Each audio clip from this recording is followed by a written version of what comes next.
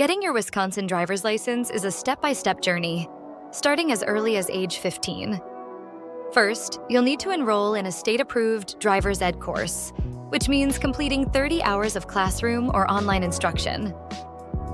Study the Wisconsin Motorist's Handbook to prepare for the signs and knowledge tests, which you can take at a DMV service center or online. Once you pass, head to the DMV with your signed application and identity documents to get your instruction permit. Next, complete 6 hours of behind-the-wheel training and 6 hours of observation with a certified instructor. You'll also need to log 50 hours of supervised practice, including 10 hours at night.